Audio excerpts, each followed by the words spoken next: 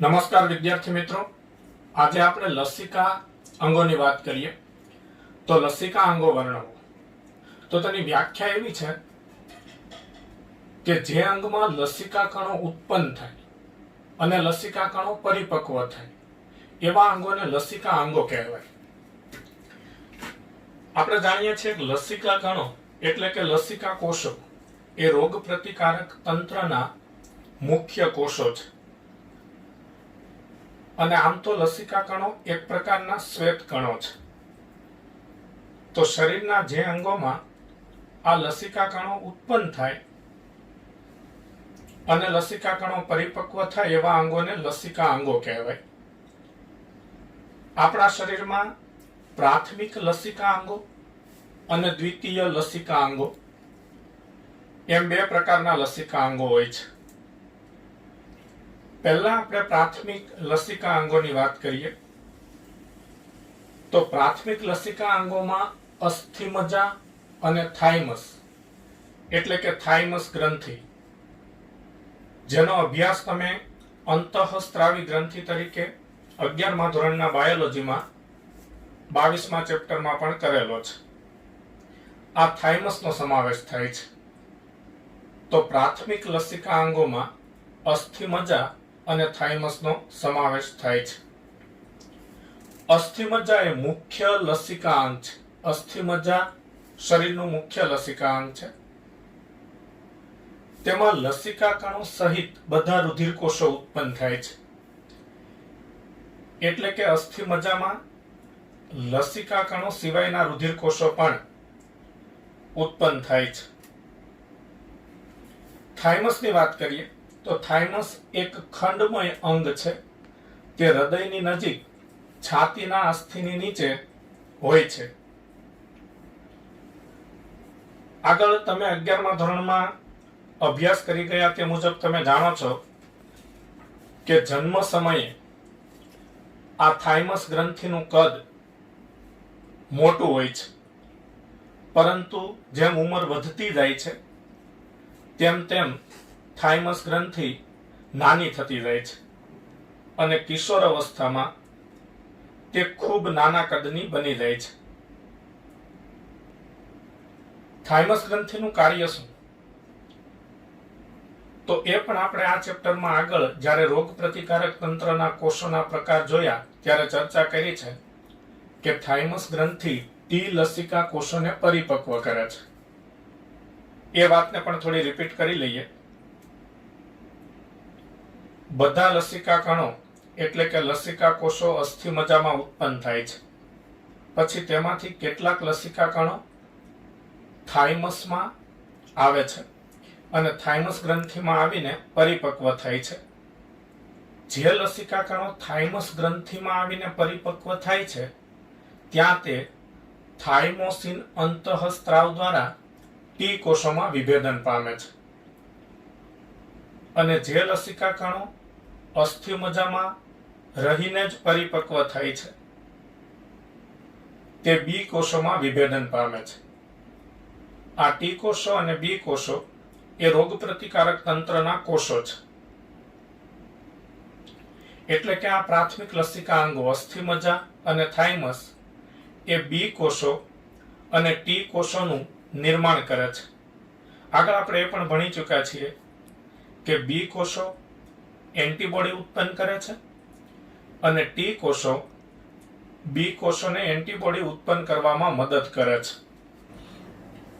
હવે આપણે દ્વિતીય લસિકા અંગોની વાત કરીએ.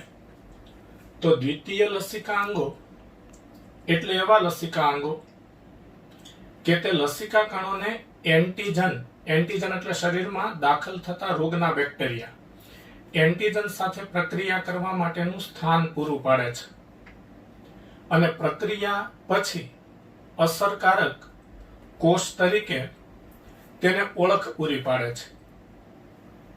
એટલે આપણે એવું કહી શકીએ કે દ્વિતીય લસિકા અંગોમાં લસિકા કણો એન્ટીજન એટલે કે રોગના બેક્ટેરિયા સાથે લડે છે અને રોગના બેક્ટેરિયાનો નાશ કરે છે.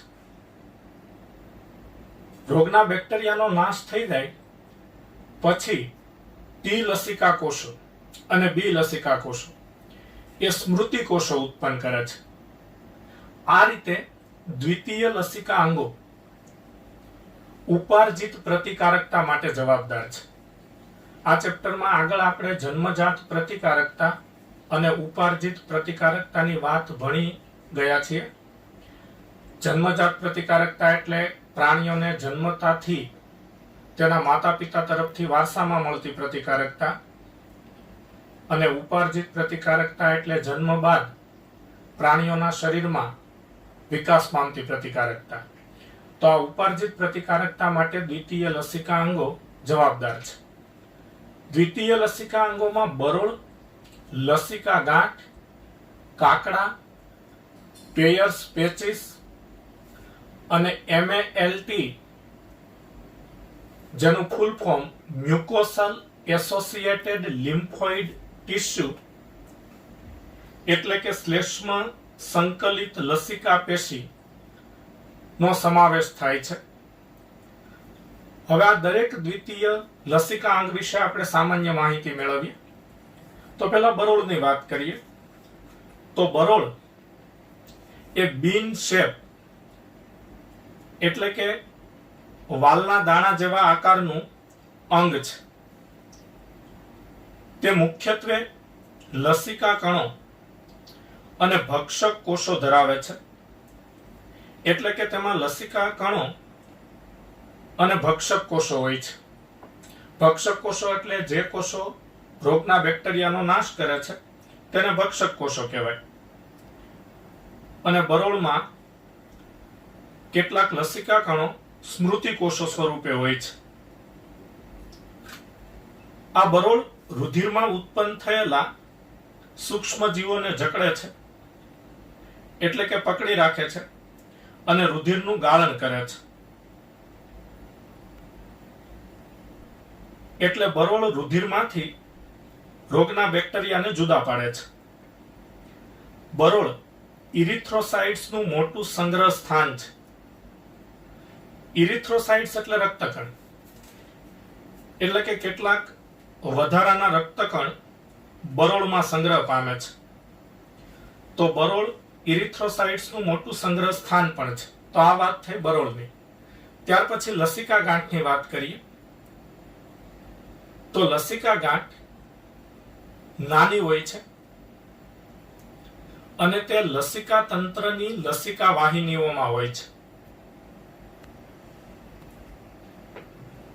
જ્યારે લસિકા નામનું પ્રવાહી આ લસિકા વાહિનીમાંથી પસાર થાય છે ત્યારે આ લસિકા ગાંઠમાં રહેલા ભક્ષક કોષો લસિકામાં રહેલા રોગના બેક્ટેરિયાનો નાશ કરે છે. ત્યાર પછી વાત કરીએ આપણે કાકડાની. તો કાકડા સામાન્ય રીતે 6 હોય છે. તે પણ શરીરને બેક્ટેરિયા સામે રક્ષણ આપે છે અને આપણને આ રીતે તે રોગ પ્રતિકારકતા પૂરી પાડે છે. ત્યાર પછી વાત કરીએ આપણે પેયર્સ પેચિસની. તો આ પેયર્સ પેચિસ એટલે કે પેયર્સની ખંડિકાઓ એ નાના આંતરડાની દિવાલમાં આવેલી લસિકા પેશીઓનો વિસ્તાર છે. નાના આંતરડાની દિવાલમાં કેટલીક એવી વિશિષ્ટ રચનાઓ આવેલી હોય છે જેને પેયર્સ પેચિસ કહેવામાં આવે છે. તે લસિકા કણો ઉત્પન્ન કરે છે.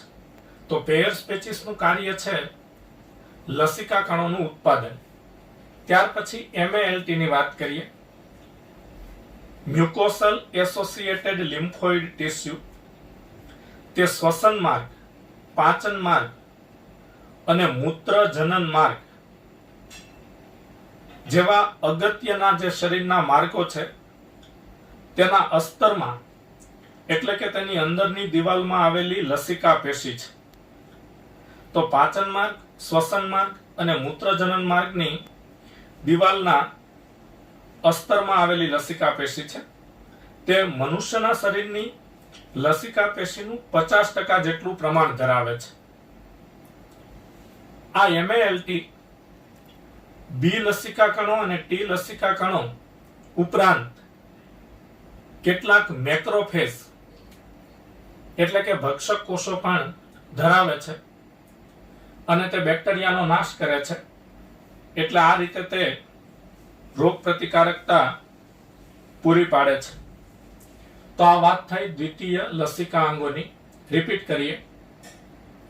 દ્વિતીય લસિકા અંગો લસિકા કણોને એન્ટીજન સાથે પ્રક્રિયા કરવા માટેનું સ્થાન પૂરું પાડે છે.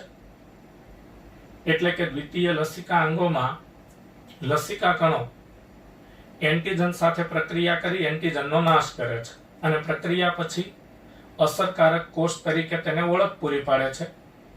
એટલે કે દ્વિતીય લસિકા અંગો ઉપાર્જિત પ્રતિકારકતા શરીરને આપે છે. તેમાં બરોળ, લસિકા ગાંઠ, કાકડા, પેયર્સ પેચીસ અને MALT નો સમાવેશ થાય છે. બરોળ લસિકા કણો અને ભક્ષક કોષો ધરાવે છે. તે રુધિરમાંથી સૂક્ષ્મજીવોને છૂટા પાડે છે. ઇરિથ્રોસાઇટ્સનું મોટું સંગ્રહ સ્થાન છે. લસિકા ગાંઠ લસિકા તંત્રમાં લસિકા વાહિનીઓમાં આવેલી નાની અને સખત રચના છે. જ્યારે લસિકા નામનું પ્રવાહી લસિકા વાહિનીમાંથી વહન પામે છે ત્યારે તેમાં રહેલા રોગકારક સૂક્ષ્મ જીવોનો આ લસિકા ગાંઠના કોષો નાશ કરે છે. કાકડા તેની સંખ્યા 6 જેટલી હોય છે અને તે પણ શરીરને રોગ પ્રતિકારકતા આપે છે. પેયર્સ પેચીસ તે નાના આંતરડાની દિવાલમાં આવેલી લસિકા પેશીઓનો વિસ્તાર છે અને આ પેયર્સ પેચીસ લસિકા કણો ઉત્પન્ન કરે છે અને રોગ પ્રતિકારકતા આપે છે. MALT એ શ્વસન માર્ગ, પાચન માર્ગ અને મૂત્રજનન માર્ગના અસ્તરમાં આવેલી લસિકા પેશી છે. તેને શ્લેષ્મ સંકલિત લસિકા પેશી પણ કહેવાય છે. તે મનુષ્યના શરીરની લસિકા પેશીનું 50% જેટલું પ્રમાણ ધરાવે છે. તેમાં બી લસિકા કણો, ટી લસિકા કણો અને ભક્ષક કોષો પણ હોય છે. તો આ વાત થઈ દ્વિતીય લસિકા અંગોની.